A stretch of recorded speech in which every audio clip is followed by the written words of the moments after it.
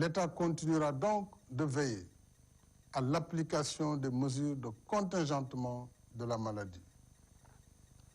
Mais plus que jamais, la responsabilité de chacune et de chacun de nous est engagée. Dans cette nouvelle phase qui va durer non pas quelques semaines, mais au moins 3 à 4 mois, nous devons désormais apprendre à vivre en présence du virus en adaptant nos comportements individuels et collectifs à l'évolution de la pandémie. En conséquence, il nous faut adapter notre stratégie de façon à mener nos activités essentielles et faire vivre notre économie en veillant à la préservation de notre santé et celle de la communauté. Au regard de ces considérations, j'ai décidé de l'assouplissement des conditions de l'état d'urgence comme suit. À compter du mardi 12 mai 2020, les horaires du couvre-feu seront de 21h à 5h au lieu de 20h à 6h. Ménager de 9h à 16h.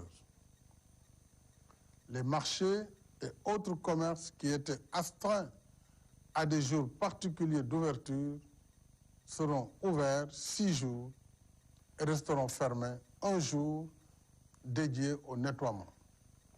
Ce jour sera déterminé par l'autorité compétente en fonction des contingences locales. Les marchés hebdomadaires, communément appelés Luma, seront rouverts, mais dans les limites de chaque département. Il sera également procédé à la réouverture des lieux de culte. Le ministre de l'Intérieur, en rapport avec le ministre de la Santé et de l'Action sociale, engagera les consultations nécessaires à cet effet avec les guides religieux ainsi que les associations religieuses pour convenir des conditions et modalités. S'agissant de l'école, les cours reprendront le 2 juin pour les classes d'examen, c'est-à-dire pour les classes de CM2, 3e et terminale, soit 551 000 élèves du public et du privé réunis sur les 3 500 000. L'année scolaire et le calendrier des examens seront adaptés en conséquence. Les élèves des autres classes continueront de suivre les cours à partir du dispositif Apprendre à la maison, décliné dans ces plateformes télévisuelles, radiophoniques et numériques. En ce qui concerne l'université, le ministre en charge de l'enseignement supérieur poursuivra les concertations avec les différentes académies pour aménager les enseignements à distance.